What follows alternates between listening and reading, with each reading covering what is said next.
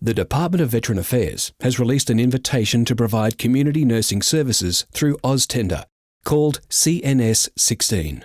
We'll just call it the invitation to make it easier for you. The invitation is a new process which makes doing business with us simpler and reduces red tape for providers. The invitation is different from the traditional request for tender, or RFT, we've used in the past. So we've put together this presentation to explain how it works. Because we're doing things differently this time around, this information will be of interest for both new and existing providers. Let's start with what we'll cover in this presentation. We'll begin with information on DVA's existing community nursing services and the arrangements we have in place until the 30th of June 2016. We'll then look at the invitation in detail. We'll cover how the invitation differs from what we've done before and what stays the same.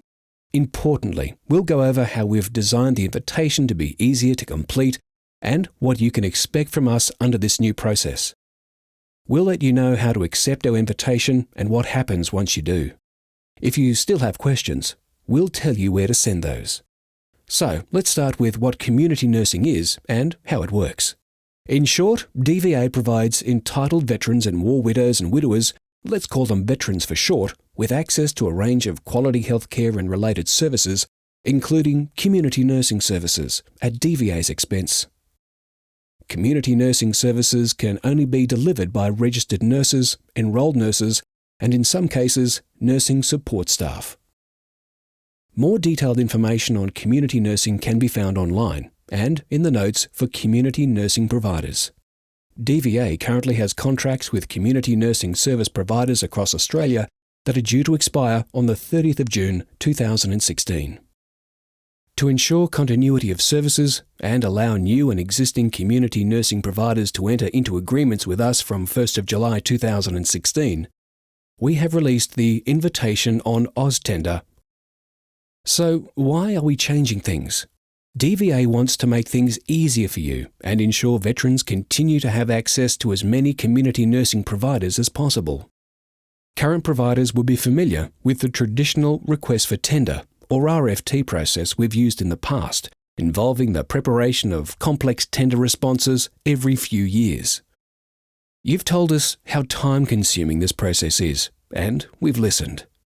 This time around, we've simplified things significantly, saving you time and effort and reducing the amount of red tape involved. Now, let's talk about how the invitation works, what's changed, and what remains the same. There are 4 documents which make up our invitation that you'll need to be familiar with. These are 1. The terms and conditions, which outline the key elements you're required to satisfy and self-certify against. For example, relevant personnel will need to hold appropriate qualifications, have at least 3 years' experience, and you must be a non-individual legal entity, such as a company, trust, partnership, or association. 2. The notes for community nursing providers elaborate on the terms and conditions of the invitation and provide further detail on our procedural and process requirements. 3. The schedule of fees provides details on the non-negotiable fees paid to community nursing providers for community nursing services. 4. The Pro Forma on administrative information assists us to confirm that we will have national service coverage and provides us with other details we need to set up claiming and payment arrangements. The first 3 of these documents will form the content of the agreement between you and the department. All of these documents can be downloaded from the AusTender website. Once you've read and understood these documents, simply fill in the administrative pro forma and self-certify your compliance with the terms and conditions and return the documents to us. We will assess applications to ensure that they're compliant with our invitation and advise you once this has been completed. Once an agreement is in place, the way you do business with us remains largely the same, but there has also been some important changes too. As with current arrangements, we will not have a limit on the number of entities that can become community nursing providers, and we will not guarantee you work. The way community nursing services are provided has not changed. For example, you will still need a referral to provide services. you are still required to adhere to relevant Commonwealth, state and territory laws, and your claiming and payment arrangements stay the same. For new providers, we will need to issue you with a provider number to ensure you can access electronic claiming through the Department of Human Services. Please see Part 2 of the Pro Forma.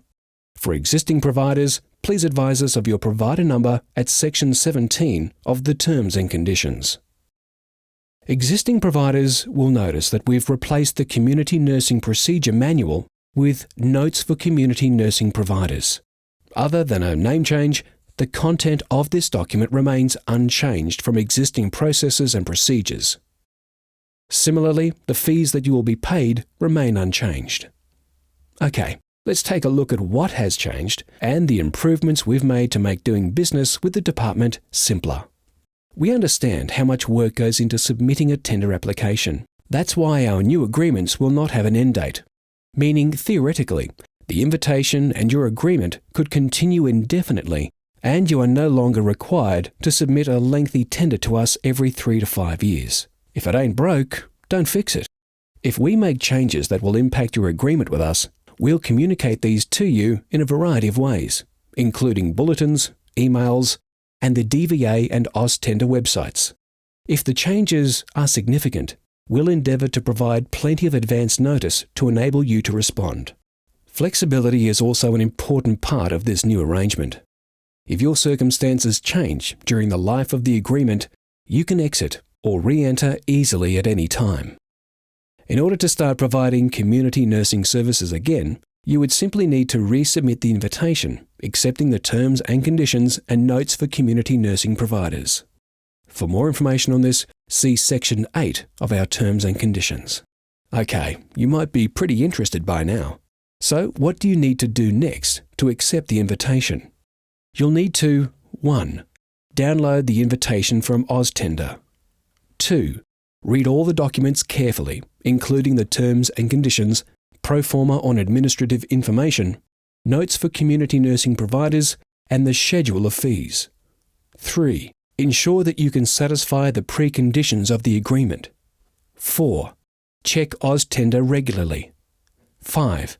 Contact DVA if you have any questions. cn.agreement@dva.gov.au. 6.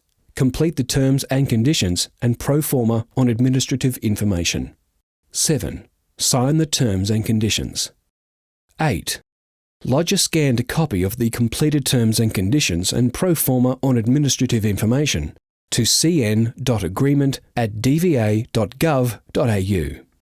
Importantly, we ask that you endeavour to lodge all documents to DVA by no later than close of business 29th of April 2016. This will ensure DVA has sufficient time to assess your submission prior to the 1st of July 2016, when current arrangements expire. Keep an eye on AusTender, as we'll place any addendums, including questions and answers here. If you have any questions, please send us an email. Questions we think may be useful to others will be published on AusTender.